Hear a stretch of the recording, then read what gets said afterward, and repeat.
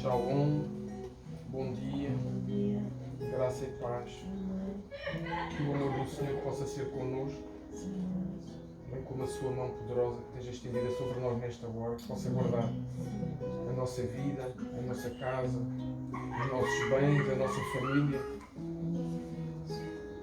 E a gente possa cultuar ao Senhor não como algo que está num calendário, não como uma obrigação, mas como um tempo de prazer e de alegria na presença do Senhor. Um tempo em que celebramos, um tempo em que agradecemos, um tempo em que louvamos, um tempo em que nós podemos ou possamos ser transformados pela sua glória e pela sua graça, mudando o nosso caráter, mudando a nossa forma de ser e de pensar, para que a gente possa ser santos como o Senhor é santo, como Ele diz na sua palavra. Que a gente possa transparecer onde quer que a gente esteja, a beleza da sua santidade. Que onde nós estivermos, o Senhor possa estar connosco e todos o reconheçam. Esse é o propósito de estar na presença dEle. O propósito de estarmos na presença do Pai é ficarmos parecidos com Ele. Não é que Ele fique parecido connosco. O propósito de estar na presença do Pai é ouvirmos da sua voz, sentirmos o seu toque. Claro, clamarmos, claro, colocar as nossas questões, as nossas lágrimas, as nossas dores, as nossas angústias, mas acima de tudo absorver o que Ele tem para nos dar. Absorver o seu amor, a sua paz, a sua santidade. Se essas características, entre outras que o Senhor tem, forem absorvidas por nós, nós não seremos mais os mesmos e aqueles que andam connosco não serão mais os mesmos. Aqueles que nos conhecem não serão mais os mesmos, porque serão impactados por essa mudança que vêem em nós. Uma mudança que não é fingida, uma mudança que não é hipócrita nem com máscaras. É uma mudança real que o Senhor quer fazer isso em nós. E que a gente também tenha a transparência, a humildade e a honestidade de aquilo que ainda não está bem em nós. A gente possa ir aos pés do Senhor, na sua cruz, pedir para Ele mudar. Porque nenhum de nós é perfeito, senão o Senhor já nos tinha levado para o pé dele, não estávamos cá a fazer nada. Só estamos cá enquanto pudermos ser trabalhados. O Senhor trabalha nas nossas vidas para que use as nossas vidas para trabalhar noutros. Não faz de forma diferente. Nenhum de nós está pronto para fazer nada se o Senhor não puder fazer em nós primeiro. Então que a gente hoje possa começar a fazer isso também. Deixar que o Senhor mude algo em nós. E o Senhor diz na sua palavra, no Salmo 99, o Senhor diz assim: Reina o Senhor, tremam os povos, Ele está entronizado acima dos querubins, abale-se a terra. O Senhor é grande em Sião e sobremodo elevado acima de todos os povos. Celebra eles o teu nome grande e tremendo, porque é santo. És Rei poderoso que ama a justiça, tu firmas a equidade e executas o juízo e a justiça em Jacó. Exaltai ao Senhor nosso Deus e prostrai-vos ante os cabelos de seus pés, porque Ele é santo. Moisés e Arão entre os seus sacerdotes e Samuel entre os que lhe invocam o nome, clamavam ao Senhor e Ele os ouvia. Falava-lhes na coluna de nuvem, eles guardavam os seus mandamentos e a lei que lhes tinha dado. Tu lhes respondeste ao Senhor nosso Deus. Foste para eles Deus perdoador, ainda que tomando vingança dos seus feitos. Exaltai ao Senhor nosso Deus e prostrai-vos ante o seu santo monte, porque santo é o Senhor nosso Deus. Senhor, nós declaramos a Tua santidade nesta manhã, Senhor. Mais do que a Tua santidade, nós declaramos, Senhor, o Teu domínio sobre a nossa vida, sobre tudo o que queremos, pensamos, desejamos, Senhor. Tudo aquilo que a gente possa almejar está nas Tuas mãos, Senhor. Então vem, Senhor Espírito Santo, tocar-nos nesta manhã. Te damos liberdade completa neste lugar, Senhor. Faz o que Tu queres fazer, não o que o homem quer, mas aquilo que Tu queres fazer, Senhor. Para que o Teu nome seja levantado, para que o Teu nome seja exaltado, para que o Deus Todo-Poderoso, Yahvé, o Senhor dos Senhores, tenha um nome eternizado hoje neste lugar, Senhor.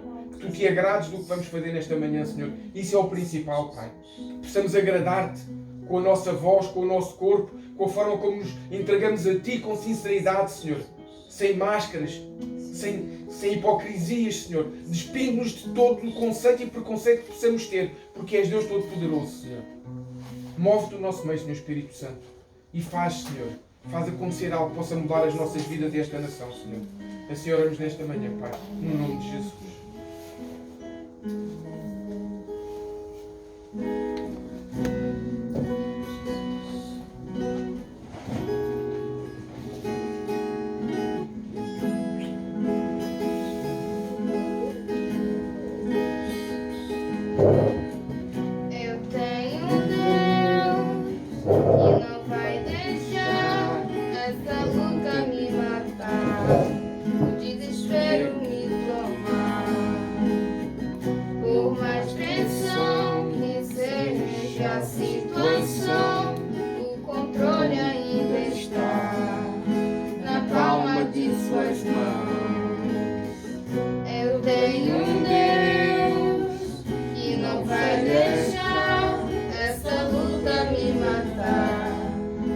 desespero me tomar, por mais pressão que seja a situação, o controle ainda está na palma de suas mãos.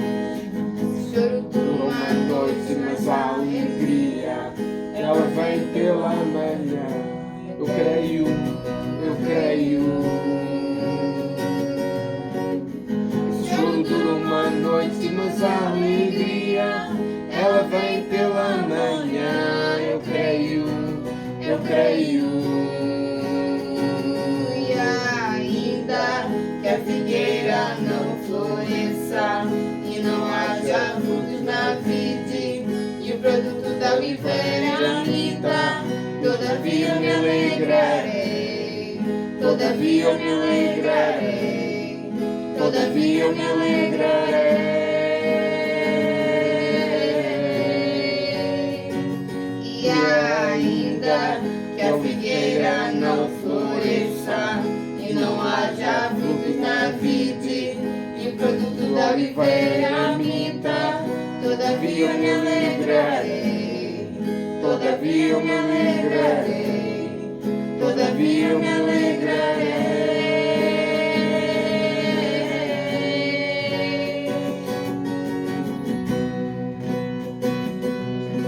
Aleluia, santo, santo, santo. Obrigada, Senhor, obrigada, Deus. Santo, santo. Eu tenho um Deus que não vai deixar essa luta me matar, o desespero me tomar, por mais pressão que seja a situação, o controle ainda está na palma de suas mãos. Eu tenho um Deus que não vai deixar essa luta me matar, o desespero me tomar, por mais pressão que seja a situação, o controle ainda está na palma de suas mãos. Choro por uma noite, mas a alegria ela vem pela manhã. Eu creio, eu creio. O choro dura uma noite, mas a alegria ela vem pela manhã. Eu creio, eu creio. E ainda que a figueira não floresça e não haja fruto na vide, e o produto da oliveira minta, todavia eu me alegrarei, todavia eu me alegrarei, todavia eu me alegrarei. E ainda que a figueira não floresça e não haja fruto na vide, e o produto da oliveira minta, todavia eu me alegrarei, todavia eu me alegrarei, todavia eu me alegrarei.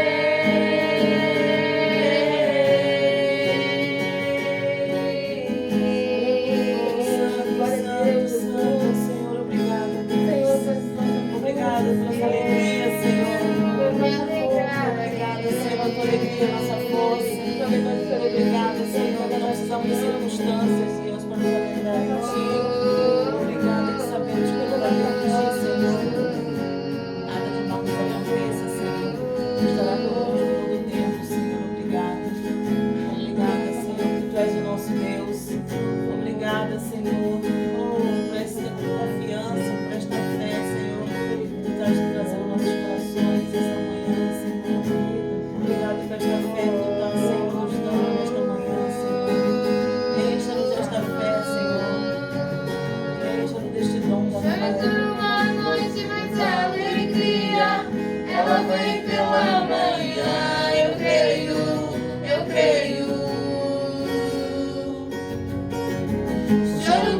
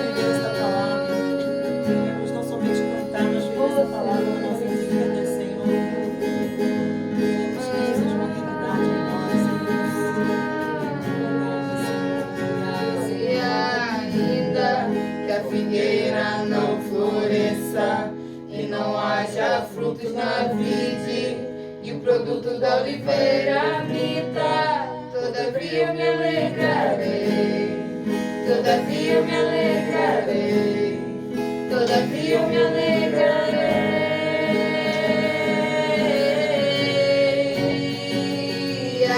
Ainda que a figueira não floresça e não haja frutos na vide, e o produto da oliveira minta, todavia eu me alegrarei, todavia eu me alegrarei, todavia eu me alegrarei, todavia eu me alegrarei, todavia eu me alegrarei, todavia eu me alegrarei.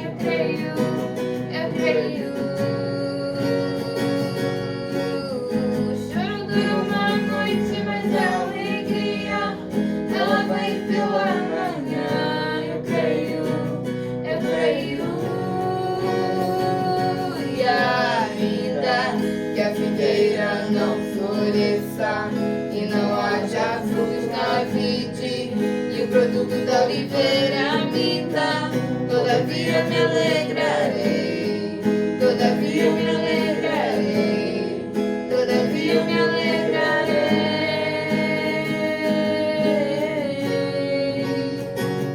E ainda que a figueira não floresça e não haja frutos na vide, produto da oliveira minta, todavia eu me alegrarei, todavia eu me alegrarei, todavia eu me alegrarei.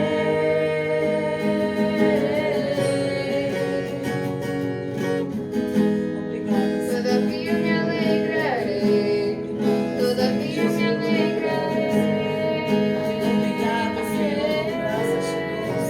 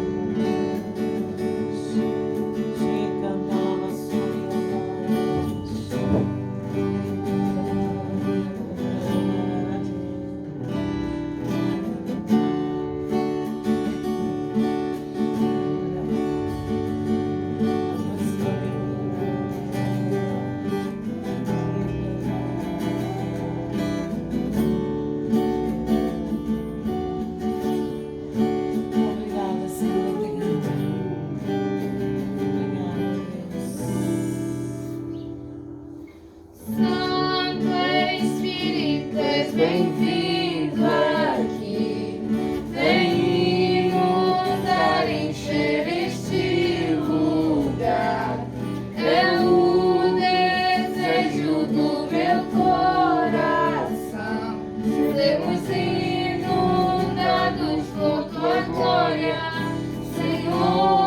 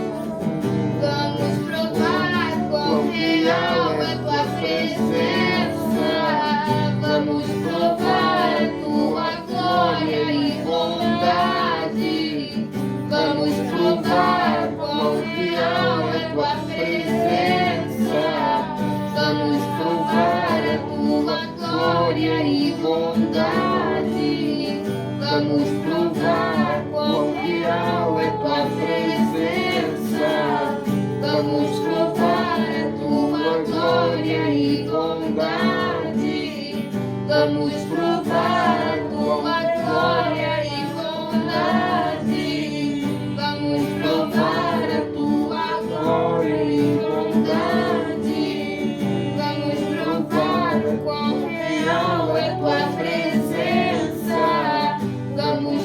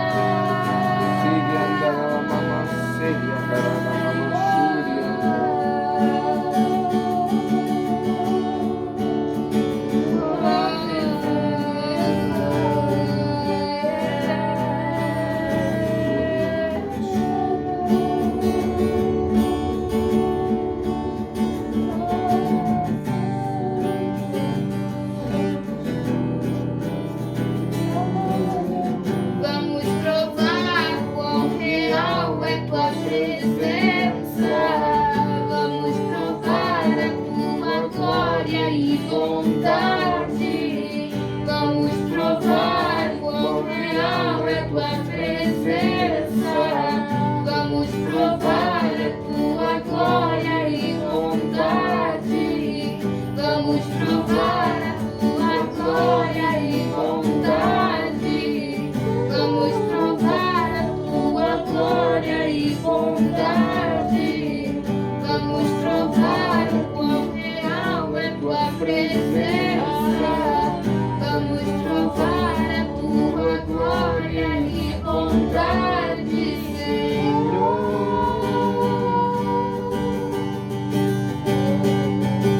Santo Espírito, és bem-vindo aqui. Vem inundar, encher este lugar. É o desejo do meu coração. Sermos inundados por tua glória, Senhor. Obrigada, Deus. Obrigada, Senhor. Obrigada, Espírito Santo. Oh, te agradecemos pela tua presença neste lugar. Obrigada, Senhor.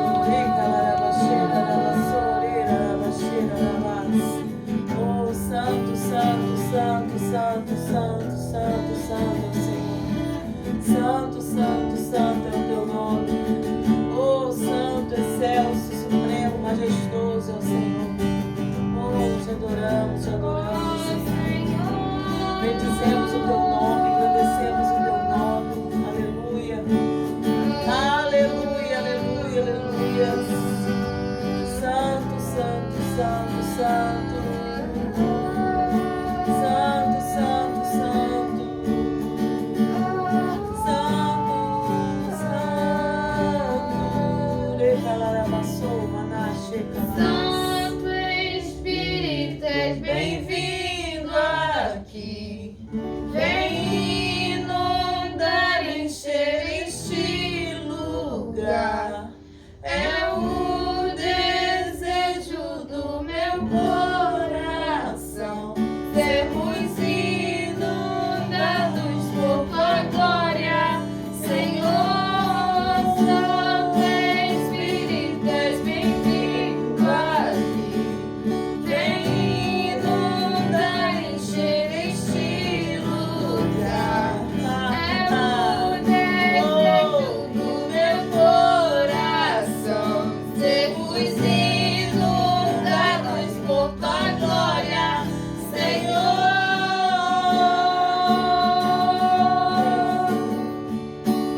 Bem-vindo aqui.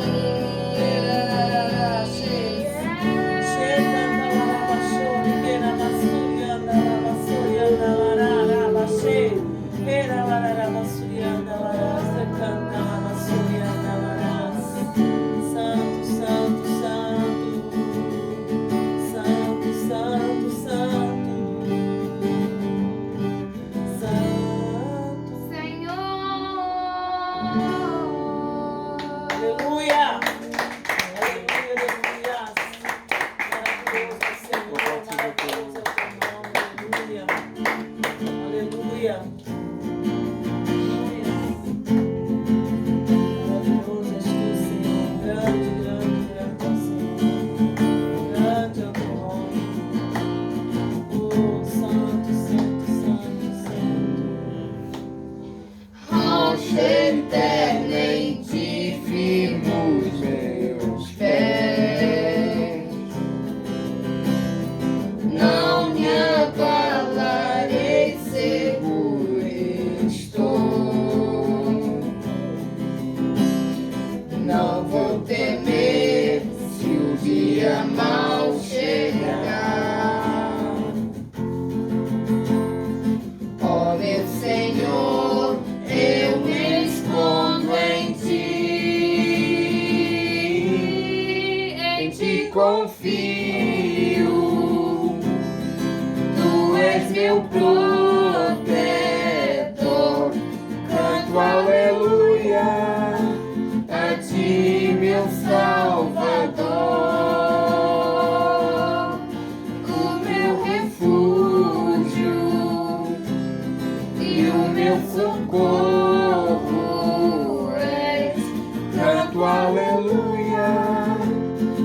ti, meu Salvador.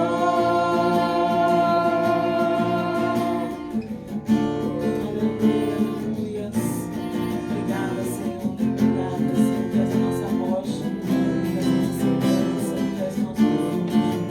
Oh, Santo, Santo, Santo.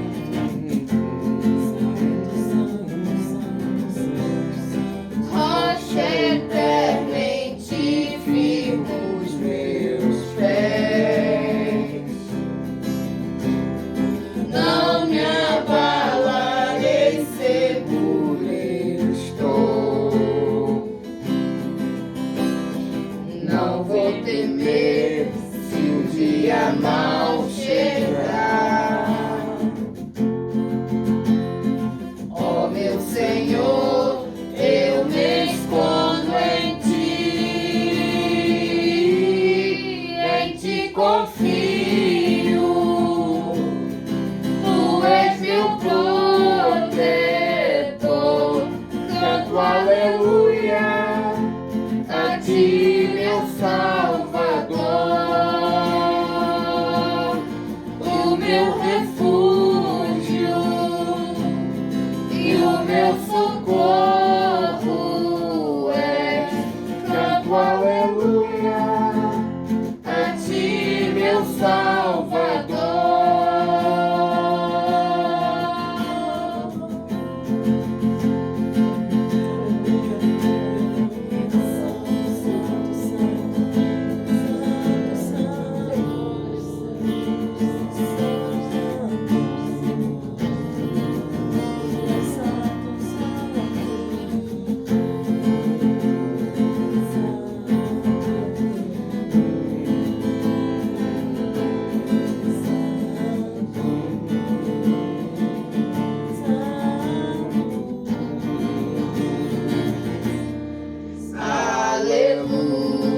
Aleluia, aleluia,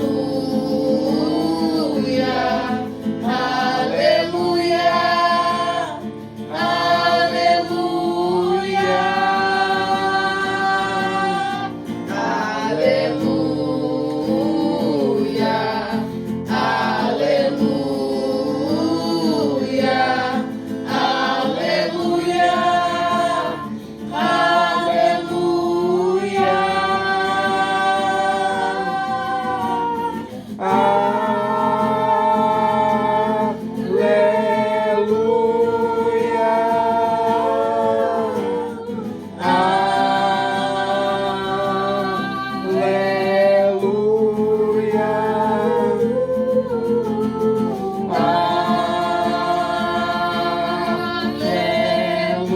aleluia,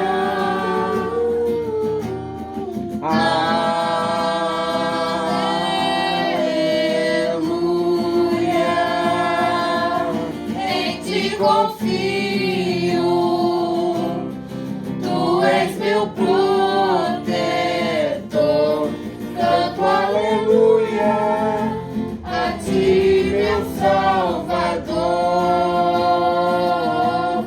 o meu refúgio e o meu socorro és, canto aleluia a ti, meu Salvador.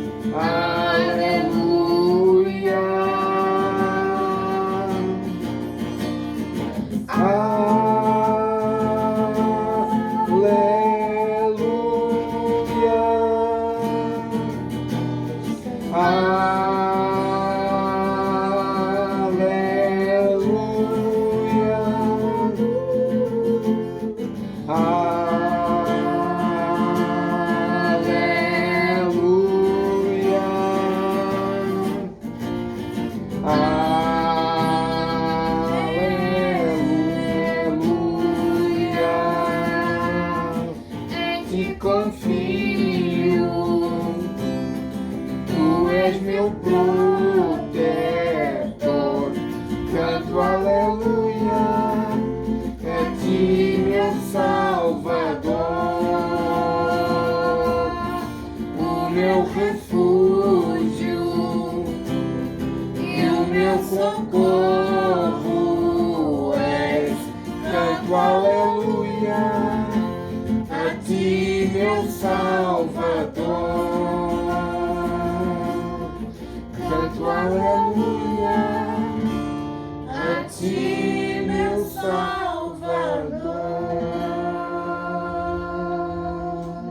Aleluia, glória a Deus. Santo é o teu nome, Senhor. Louvamos nesta manhã, Senhor, e agradecemos tudo o que nos tens estado a ministrar, Senhor.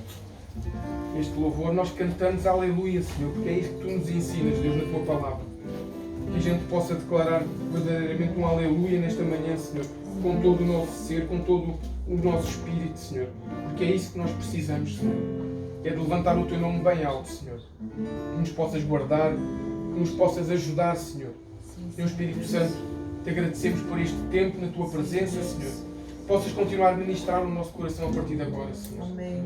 Usa, Senhor, a minha vida, usa este espaço, usa este tempo, Senhor.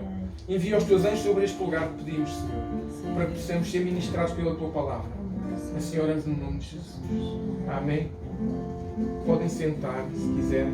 Bom dia, sejam bem-vindos.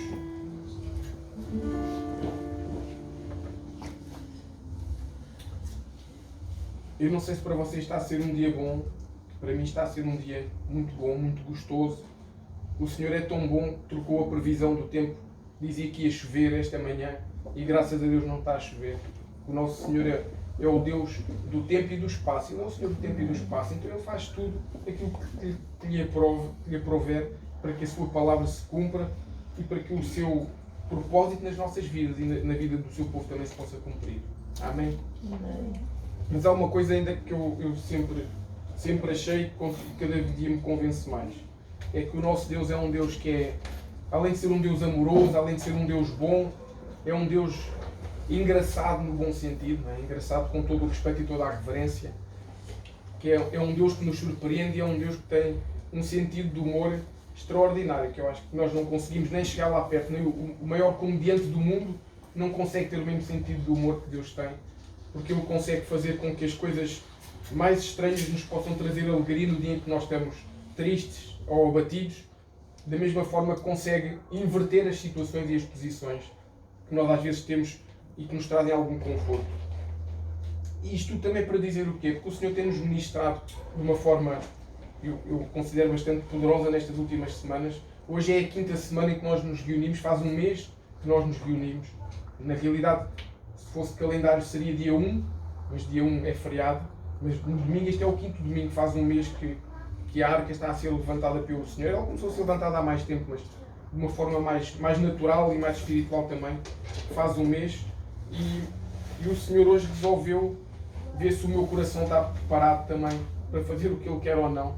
Porque durante a semana foi-me dando uma ministração e agora mudou tudo. E pronto, e que seja o que Deus quiser, porque Ele é que sabe.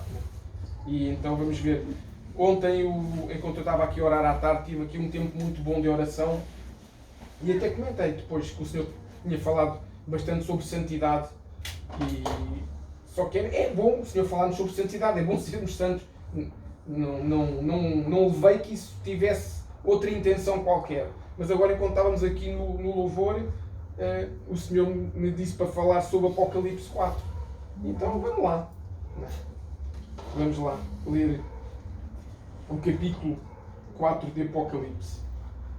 Não é nada que seja muito estranho para mim, por acaso, que eu gosto deste capítulo. Aliás, gosto muito do livro de Apocalipse. Ao contrário do que a maioria das pessoas, se calhar, que não conhecem tanto Deus, imaginam, acham que o livro de Apocalipse é o livro do medo e do terror e não sei o quê. Não é nada disso. Aliás, não sei se é a tradução para português que está mal feita, se é aquilo que o mundo foi dizendo. Quando a gente fala em Apocalipse, a gente pensa sempre, lá veio o meteorito e lá rebenta isto tudo, como fez uma vez já com os dinossauros há uns anos atrás. mas na realidade a tradução deste livro em inglês é o mais correto. Em inglês chama-se Revelations, é o último livro, quer dizer, é o livro da revelação. Não sei porque é que para português traduziram Apocalipse e fica tudo assustado quando alguém numa escola bíblica diz vamos falar de Apocalipse. Aqueles que estão com a vida mais coisa já nem vão. Pode aqui correr mal naquele dia, vir lá um raio. Mas não, na realidade Apocalipse é um livro super interessante. É um livro em que o Senhor mostrou a um homem, ao último apóstolo vivo, aquilo que ele iria fazer nos últimos tempos. É claro, os últimos tempos também são maus, mas os primeiros também foram. Tudo se cumpre porque é a vontade de Deus. Amém? Então vamos lá. Apocalipse 4, são só 11 versículos, também é algo que nos impacta muito. Diz assim: depois destas coisas, olhei e eis não somente uma porta aberta no céu, como também a primeira voz que ouvi, como de trombeta ao falar comigo, dizendo: sobe para aqui e te mostrarei o que deve acontecer depois destas coisas. Imediatamente eu me achei em espírito e eis armado no céu um trono, e no trono alguém sentado. E esse que se acha assentado é semelhante no aspecto a pedra de jaspe, em algumas traduções diz diamante, branco, não? E de sardónio. E ao redor do trono há um arco-íris semelhante no aspecto a esmeralda. Ao redor do trono há também 24 anciãos. Espera aí. Não, saltei para a linha de baixo. Ao redor do trono há também 24 tronos, e assentados neles 24 anciãos, vestidos de branco, em cujas cabeças estão coroas de ouro. Do trono saem relâmpagos, vozes e trovões, e diante do trono ardem 7 tochas de fogo, que são os 7 Espíritos de Deus. Há diante do trono um como queimar de vidro semelhante ao cristal, e também no meio do trono e à volta do trono 4 seres viventes, cheios de olhos por diante e por detrás. O primeiro ser vivente é semelhante a leão, o segundo semelhante a novilho, o terceiro tem o rosto como de homem, e o quarto ser vivente é semelhante à águia quando está voando. E os 4 seres viventes, tendo cada um deles, respectivamente, 6 asas, estão cheios de olhos ao redor e por dentro. Não têm descanso, nem de dia, nem de noite, proclamando: Santo, Santo, Santo é o Senhor Deus, o Todo-Poderoso, aquele que era, que é e que há de vir. Quando esses seres viventes derem glória, honra e ação de graças ao que se encontra sentado no trono, ao que vive pelos séculos dos séculos, os 24 anciãos prostrar-se-ão diante daquele que se encontra sentado no trono, adorarão o que vive pelos séculos dos séculos e depositarão as suas coroas diante do trono, proclamando: Tu és digno, Senhor e Deus nosso, de receber a glória, a honra e o poder, porque todas as coisas tu criaste. Sim, por causa da tua vontade, vieram a existir e foram criadas. Amém? Então, o livro do Apocalipse, como eu estava a dizer há pouquinho, foi escrito pelo apóstolo João. O apóstolo João foi o último apóstolo a desaparecer da terra. Portanto, podemos dizer que os 2 apóstolos tão importantes como João, se calhar mais importantes, Paulo e Pedro, tinham sido mortos já, não é? Toda a gente sabe como Pedro até foi morto de cabeça para baixo, crucificado de cabeça para baixo e morto. E o Império Romano não teve coragem de matar João. E na realidade o que fez, achou que os outros já estavam a ser considerados como mártires pelo povo, e a palavra de Deus ainda estava a fluir mais forte. Então o que eles foram fazendo foi, ao mesmo tempo, começaram a adulterar a igreja e começaram a trazer os ídolos para dentro da igreja para tentar, e começaram a fazer coisas demoníacas na igreja. Isolaram o apóstolo João na ilha de Patmos, na Grécia, pensando eles que, olha, ele agora fica ali e não faz mal a ninguém. É verdade que ele não fez mal ao regime.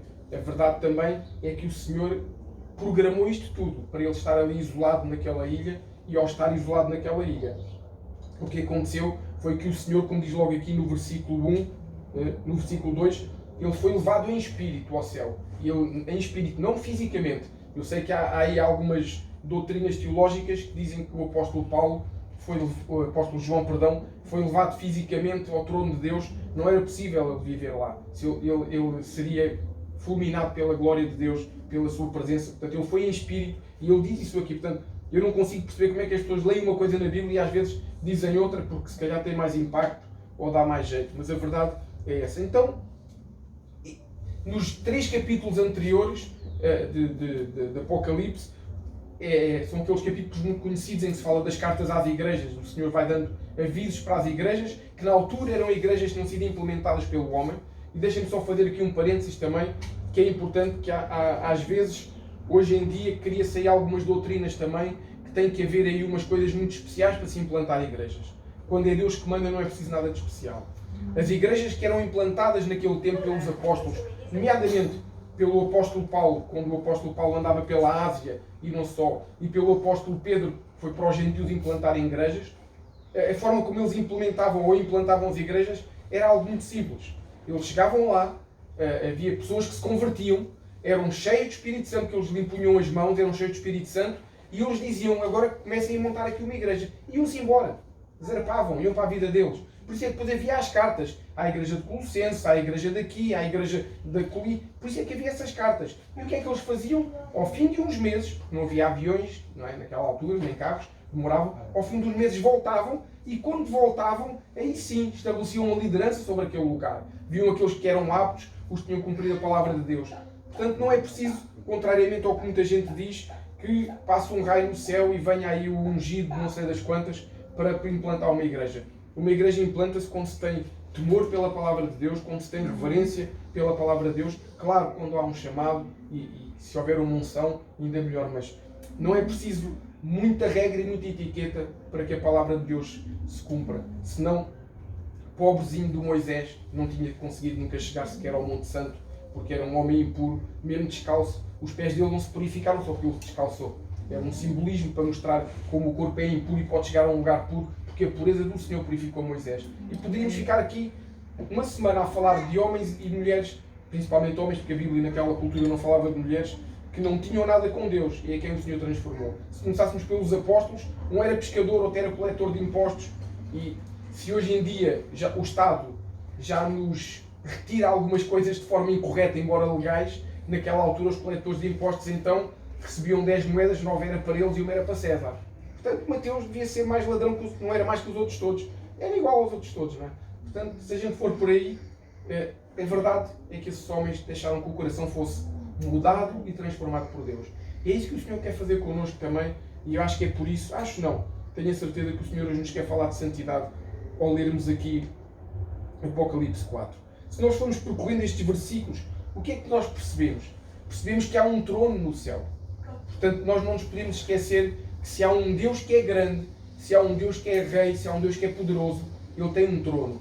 Todo o rei, até daquilo que a gente vê nas histórias do cinema, ou daquilo que aprendemos na escola, não há um rei que não tenha um castelo, não há um rei que não tenha um trono. E o nosso Deus não é aqui na terra, isto é um lugar humilde para nós estarmos.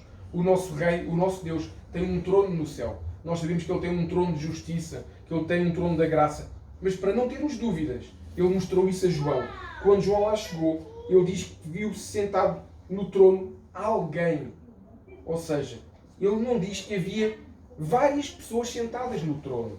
Havia alguém muito particular, que era Deus, o Senhor Yahvé, o Deus Todo-Poderoso, o Deus que já tinha dado palavra ao João, que já tinha dado revelação, o Deus quem Jesus trouxe uma mudança de paradigma para o povo, para não ser somente um Deus e um rei, mas um pai. E ele estava ali, ao pé desse Deus, ao pé desse pai, e ele pôde ver algo que ele nunca imaginou que pudesse acontecer, que era como era a morada. Porque lembrem-se, Jesus disse, eu vou para o meu pai e vou preparar uma morada para vocês. Então ali, além de Deus mostrar como era o céu, como era o trono, como era a glória que existe no céu, João pôde ter um vislumbre do que era a morada que o Senhor estava a preparar para eles no dia em que eles voltassem para lá.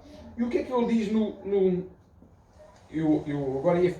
a gente está tão habituado a usar o tablet para cá e o tablet para lá, que eu agora já ia fazer assim na Bíblia para andar um versículo para cima, depois é que percebi que isto não mexe a papel. Esta é daquelas tradicionais. A gente é que tem que andar com a cabeça para cima e para baixo. Mas isto realmente a gente faz cada figura às vezes. Então, o que é que ele diz no versículo 3? Ele diz que viu uma pedra de jaspe e uma pedra de sardónio. Jaspe, em algumas versões, como eu disse há pouquinho, é diamante, é branco.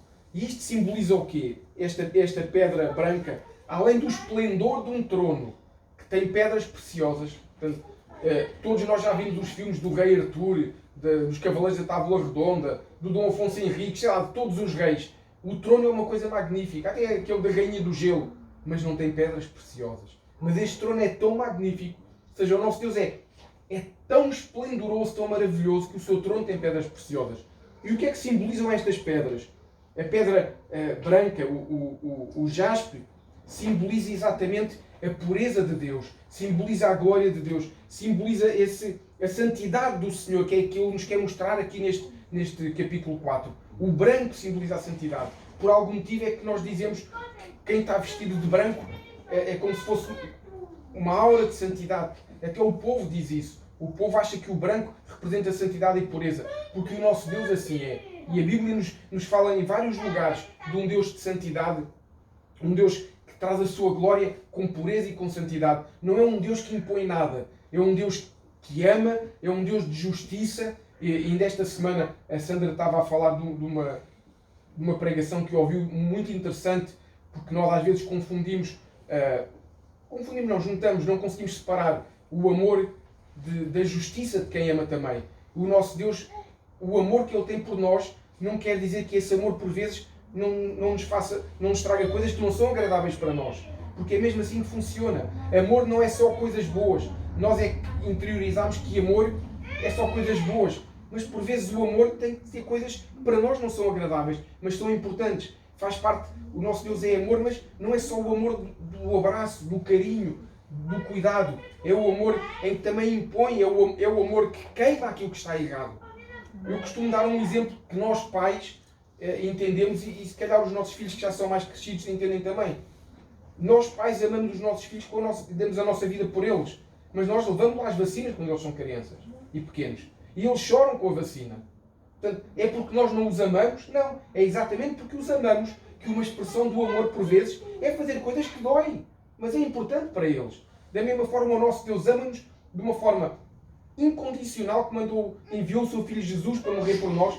Mas, por vezes, temos que ter coisas que nos façam doer, senão nós não mudamos e ficamos doentes. Doentes pode não ser físico, pode ser espiritual, mas tem que haver, além desse amor só, tem que haver um toque, muitas vezes, que não é agradável para nós no momento, mas que no futuro nos vai trazer frutos. Amém. E é isso que Deus também nos quer nos mostrar hoje. Quer nos mostrar que nós temos que nos render completamente a eles.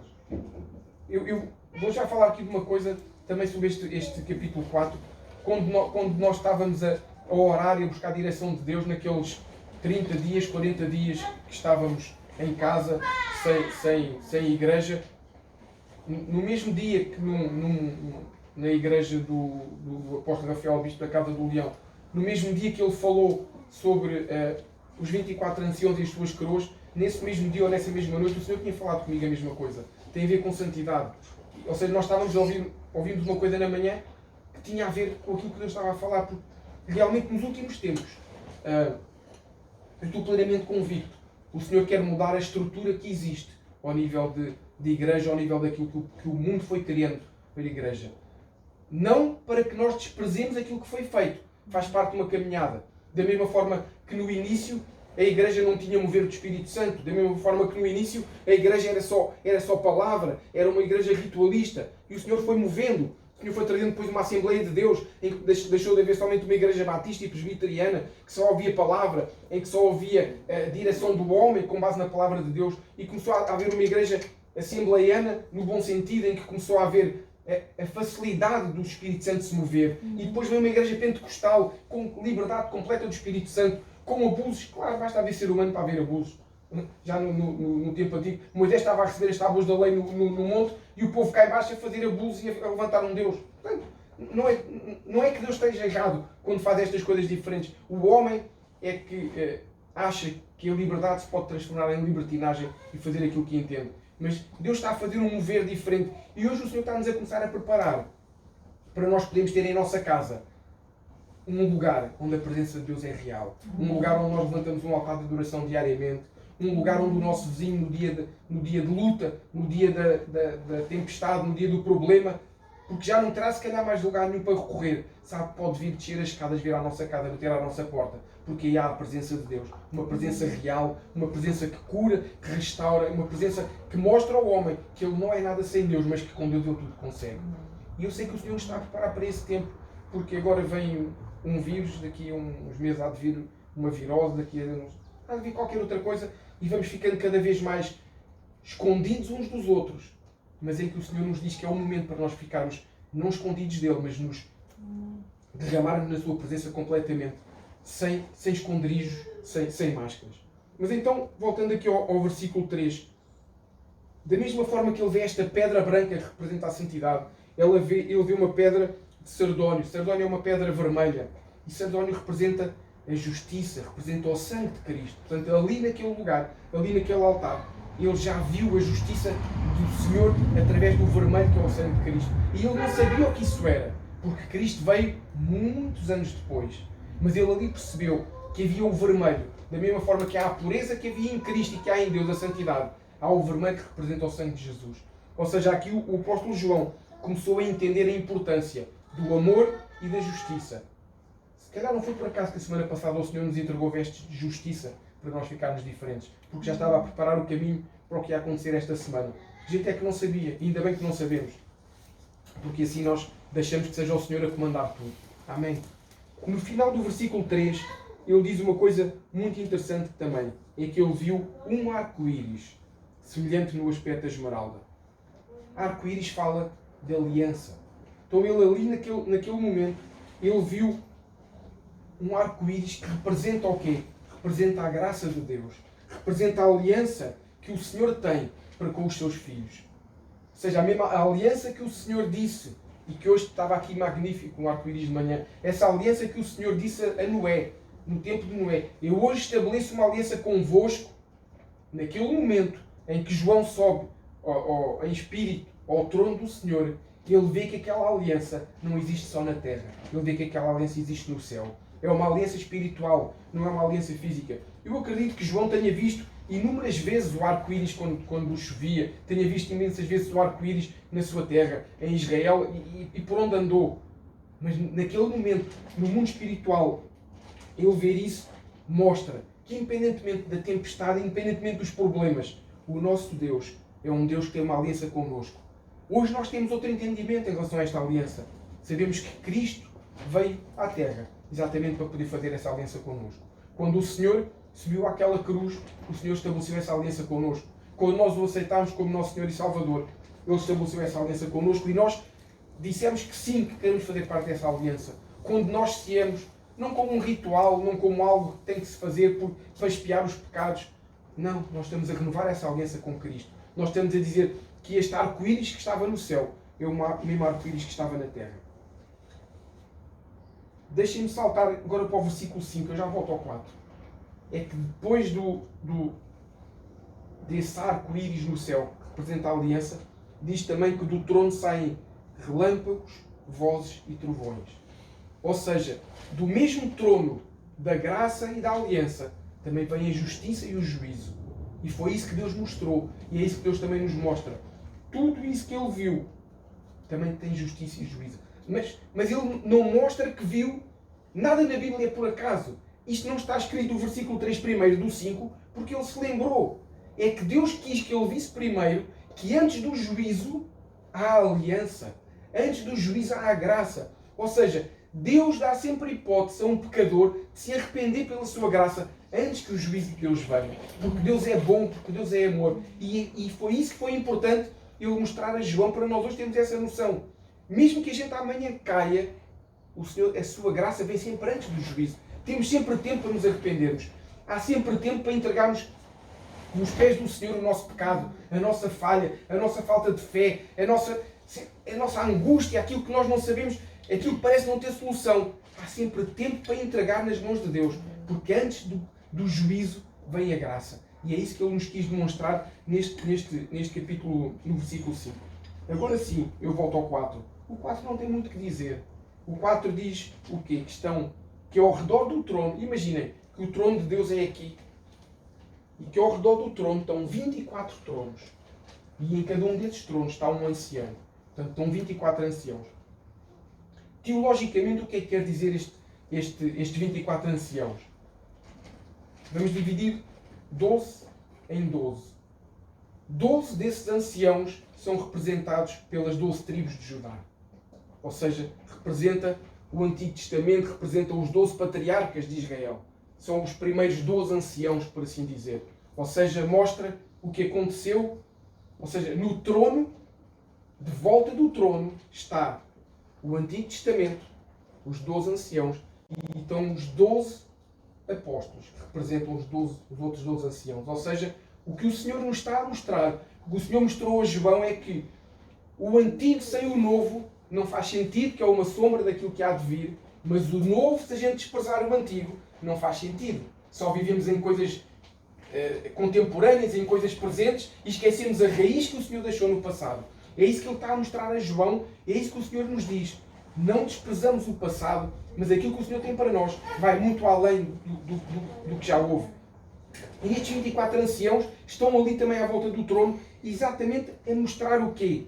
A mostrar que, independentemente de uns terem sido antes de Cristo e outros levantados por Cristo como figuras proeminentes da Igreja de Deus, o que estes 24 anciãos estão a dizer é que a unidade entre eles é perfeita. Da mesma forma que a unidade entre o corpo de Cristo, entre nós, tem de ser perfeita.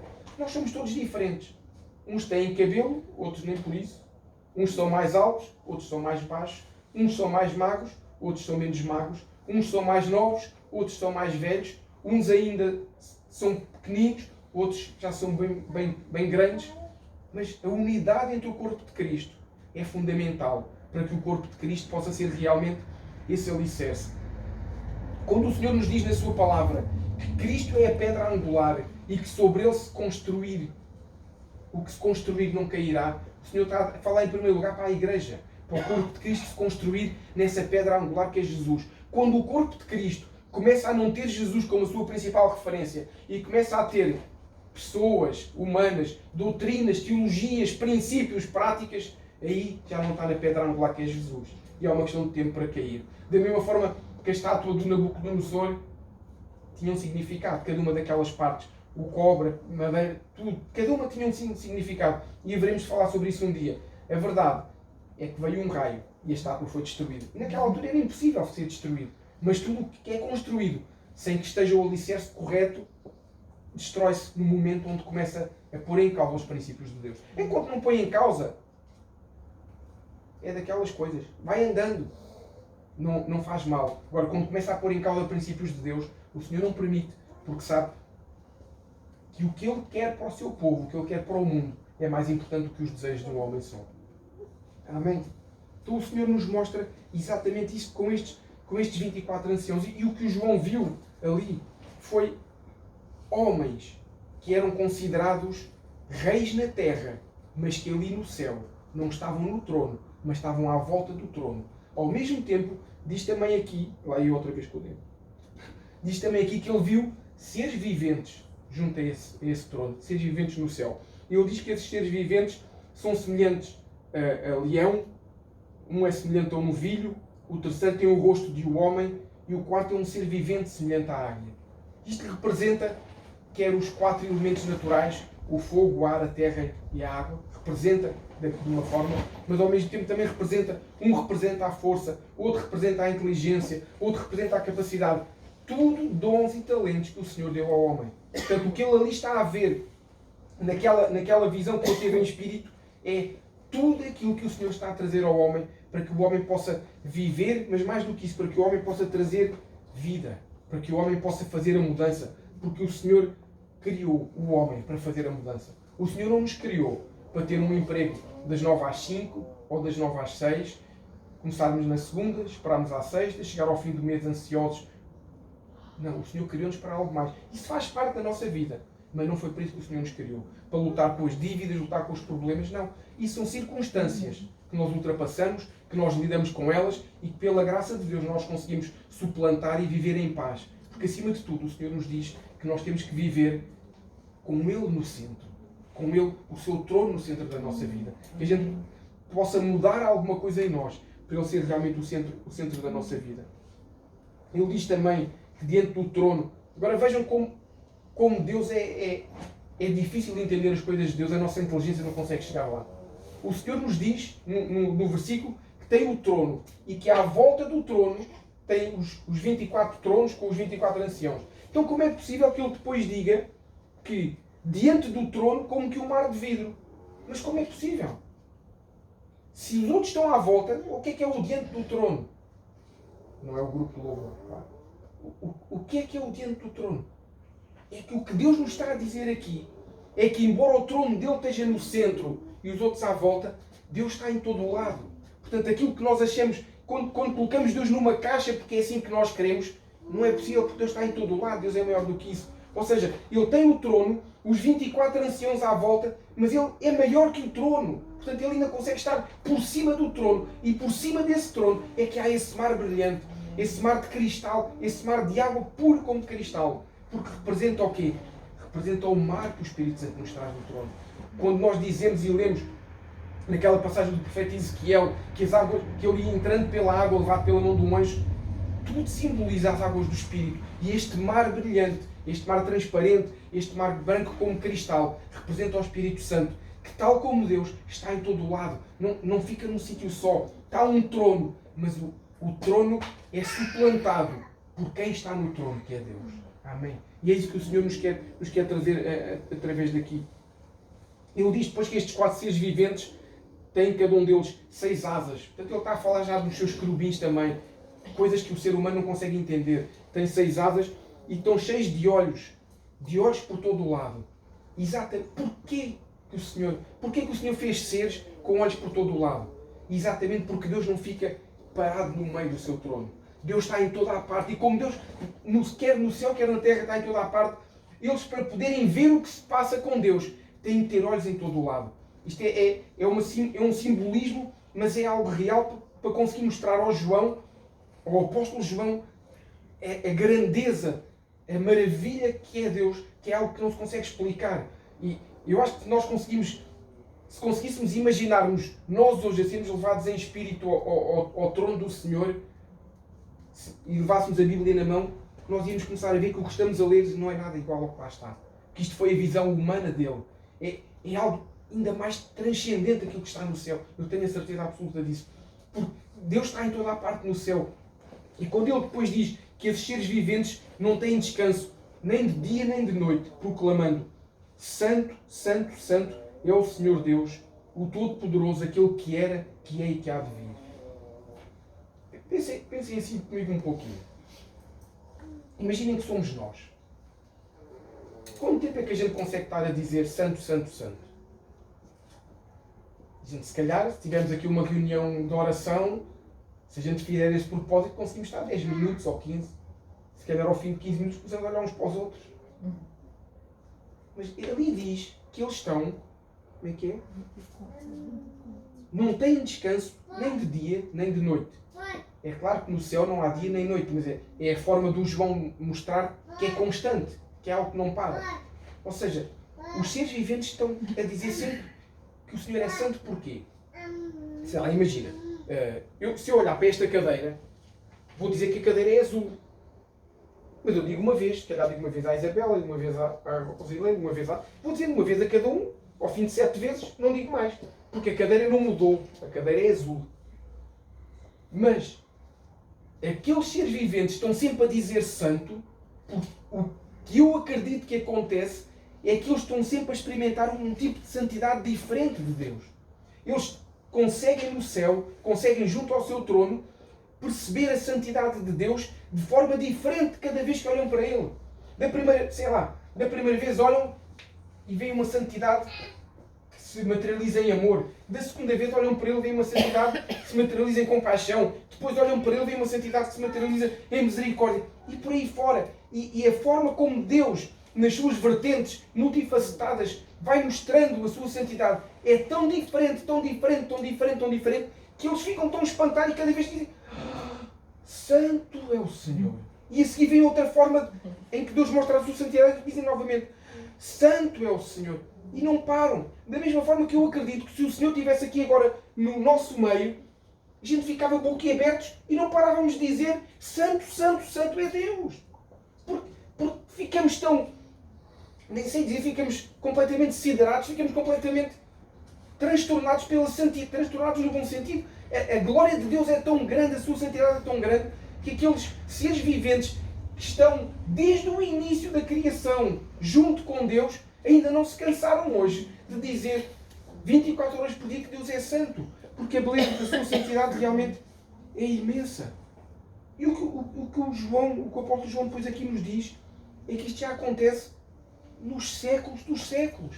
Eles não se cansam porque Deus vai mostrando cada vez uma coisa diferente. Da mesma forma que Deus mostrou-se de uma forma para Adão e Eva, diferente do que se mostra para nós hoje. Diferente do que Deus te mostrou a Moisés, por exemplo. Diferente daquilo que Deus te mostrou a Jacó, quando um anjo lutou contra ele. Mostrou-se diferente para Adão e para Eva. Mostrou-se diferente para todos. Porque Deus não se esgota. O que João nos quer dizer hoje é que Deus não se esgota nem no nosso problema, nem na nossa necessidade, nem na nossa alegria, nem quando Deus nos dá uma revelação fantástica que nós dizemos: uau, como Deus se mostrou hoje para mim. Não se esgota. Amanhã é diferente, daqui a 5 minutos é diferente. Porque é um Deus vivo, é um Deus que exala vida, é um Deus que quando nos toca nos traz uma vida diferente, é Deus que quando nos fala uma coisa diferente hoje daquilo que falou ontem. Por isso é que a Bíblia dele, por isso é que a Bíblia que o Senhor nos deu, estes maravilhosos 66 livros, quando nós lemos hoje, é diferente do que lemos ontem. Porque nos traz vida, nos traz alimento de uma forma diferente. Eu não sei qual é a comida favorita de cada um. Se calhar uns gostam, a comida favorita é cozida à portuguesa, bacalhau com grão, para nós, se calhar, não sei, bife com batata frita, churrasco, feijoada, peixe no forno, sei lá, cada um de nós tem uma comida favorita. Agora, se vocês me disserem que se comerem hoje, sei lá, nos imaginar uma feijoada, e se comerem no próximo domingo ela vai ter o mesmo sabor, não vai. Porque ou estamos com mais fome, ou estamos com menos fome, ou estamos mais animados ou menos animados. E isso tudo, o ambiente onde nós comemos, traz-nos um sabor diferente. Da mesma forma, Deus é diferente para nós diariamente, consoante o ambiente que nós criamos para Ele. Primeiramente no nosso coração, quando nós nos levantamos logo com uma alegria imensa, porque estamos vivos, porque Deus nos deu força para sair da cama, porque o Senhor nos deu visão, nos deu audição, nos deu braços e pernas, e nós conseguimos fazer tudo com uma alegria imensa. E depois porque vamos construindo, à medida que o louvamos durante o dia, que lemos a sua palavra, que temos intimidade com Ele, vamos construindo esse ambiente onde Ele se vai manifestar de forma diferente. Por isso é que o Deus de ontem, hoje já não é o mesmo. Hoje está mais rico, hoje está mais poderoso, hoje está mais forte, porque nós criámos esse ambiente para Ele poder manifestar de uma forma que nós não tínhamos ainda conhecido. Amém. Por isso é que às vezes há milagres fantásticos num determinado lugar e noutro lugar em que Deus está presente, porque o Senhor diz na sua palavra, e Deus não mente. Se Ele diz que quando 2 ou mais estão juntos em meu nome, eu me farei presente, então porque é que num lugar há milagres, curas, prodígios, maravilhas e noutro não há nada? Porque o ambiente não se construiu para que a glória de Deus se manifestasse ali daquela forma. Para que o seu nome fosse exaltado. E o que eu sei que o Senhor quer que a gente faça aqui na nossa casa é que seja um lugar onde a sua glória seja imensa. Em que nenhum de nós é mais importante do que Ele. Porque Ele é o Deus Todo-Poderoso. E foi isso que Ele mostrou ao João. Havia ali 24 reis, 24 anciãos. Mas Ele era o Deus Todo-Poderoso. Era sobre Ele que todos viam. Era sobre Ele que todos tinham mudança. Era sobre Ele ou através dele que todos viam a sua vida mudar e algo diferente acontecer. E depois diz algo muito importante no versículo 10. Para mim é o versículo mais impactante. Diz assim no versículo 10. Os 24 anciãos prostrar-se-ão diante daquele que se encontra sentado no trono. Adorarão o que vive pelos séculos dos séculos e depositarão as suas coroas diante do trono. É claro que vão proclamar que Deus é digno de afeição. Porque é que para mim isto é poderoso e é o mais impactante? É que reis que estão num trono no céu, portanto não estão num lugar qualquer, estão na sala do trono, como aquela música que nós cantamos, que o Senhor nos leva até à sala do trono. Eles estão na sala do trono, eles têm um trono, mas eles percebem que há um Deus muito maior do que eles. Então o rei, depois de todo o louvor, depois de todos dizerem Santo, Santo, Santo, Santo, Santo, Santo, o rei vai e entrega a sua coroa a Deus. E a coroa para um rei simboliza o poder que ele tem. Nós não vemos em nenhum filme, não vemos em nenhum livro, não vemos, até antigamente nas guerras, o rei que era rei verdadeiro e que era um rei que o povo era amado pelo povo e que amava o seu povo, o rei ia para a batalha com uma coroa, para que todos vissem que ele era rei.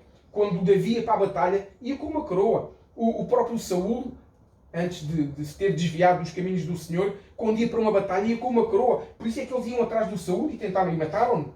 E houve um que ficou com a coroa, que entregou depois a Davi, um filisteu. Porque a coroa simbolizava o poder, simbolizava que ele tinha direitos sobre algumas coisas, ou até sobre algumas pessoas, sobre territórios, sobre nações.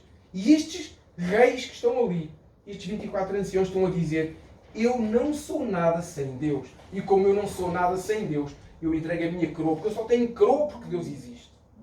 Isto para mim é o mais extraordinário deste capítulo 4. É claro que tudo aquilo que João nos foi contando é maravilhoso e extraordinário.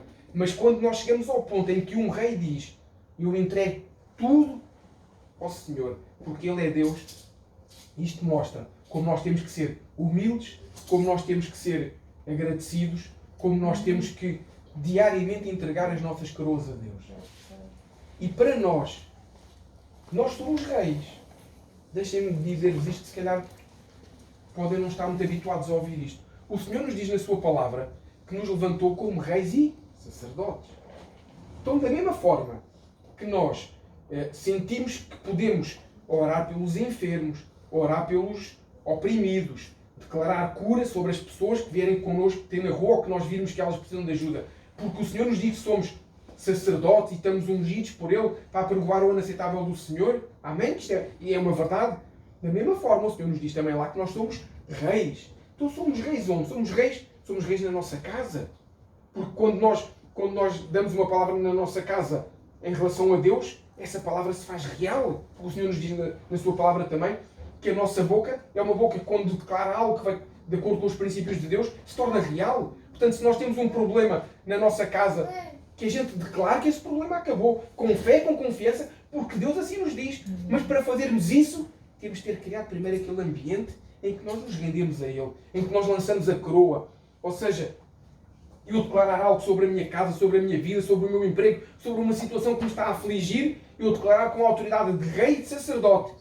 Mas que eu primeiro possa dizer: porque Tu és Deus, não é pelo meu poder. Ou seja, a palavra que sai da minha boca só é uma palavra transformadora de ambientes, porque Deus é o meu rei, não porque eu tenho algum poder. Então que nós possamos hoje ter esse entendimento que o Senhor hoje quer mudar o nosso interior, de uma forma a nós percebermos que somos reis e sacerdotes, que somos reis que lançamos as coroas aos pés do Senhor. Que a gente possa entender hoje a importância de criar esse ambiente onde a presença do Senhor é real, onde a presença do Senhor nos enche de uma glória tal que não é possível a gente sequer ficar de pé. Como diz aquela música que nós cantamos muitas vezes, que a nuvem de glória do Senhor venha à nossa casa, nos encha, que aquela nuvem seja visível na rua, que venha um vizinho bater à porta e dizer: eu estou a ver um brilho aí na tua janela, o que é isso? E a gente diz: não sei, se calhar é aquela pedra que o João viu, brilhante, de diamante, e que o vizinho seja atraído por essa luz, mas que veja nos nossos olhos essa luz, que veja nas nossas mãos o poder de Deus, que a gente possa ter essa glória do Senhor ao jogarmos nele, jogarmos nos pés da cruz de Jesus as nossas coroas. Porque às vezes nós temos outras coroas, que não são as coroas de rei e de sacerdote, que nos impedem que a glória de Deus se manifeste. Temos orgulho. É uma coroa que nós temos que tirar e deitar fora, para que o Senhor nos coloque uma coroa de rei e de sacerdote. Nós temos falta de perdão, então que essa coroa da falta de perdão possa ir para que venha a coroa de rei e de sacerdote. Temos coroas de dúvidas, temos coroas até de infidelidade perante Deus em certas situações, que a gente hoje lança aos pés do Senhor essas coroas, e o Senhor nos possa coroar, como Ele diz no Salmo, acho que é no Salmo 6, 8.6 ou 6.8, ou é no Salmo 8, versículo 6, ou é no Salmo 6, versículo 8, que o Senhor diz: de honra e glória nos possa coroar. Porque o salmista está a dizer que o Senhor nos fez um pouco menor do que os anjos, e é verdade, mas que de honra e glória o Senhor nos possa coroar. Então que o Senhor nos possa hoje vir coroar com honra, vir coroar-nos com glória, vir trazer um poder sobre nós, que aquilo que ainda está inerte em nós, os dons que um dia se calhar Talvez o Senhor nos tenha entregue dons e nós achámos que aquilo não era para nós, era só para o BNI, ou só para o Billy Graham, ou só para não sei quem. E o Senhor nos quer entregar e quer que a gente mude a nossa vida e passemos o resto dos nossos dias a fazer uma cruzada na terra, a fazer com que o mundo mude, porque o Senhor nos coroou de honra e de glória. Então que hoje a gente possa deixar o Senhor tratar alguma coisa que está em nós. E se nós ainda não estamos cheios da sua glória, que a gente prepare o nosso coração, porque eu tenho a certeza que o Senhor nos vai encher da sua glória nesta manhã. Amém. Amém.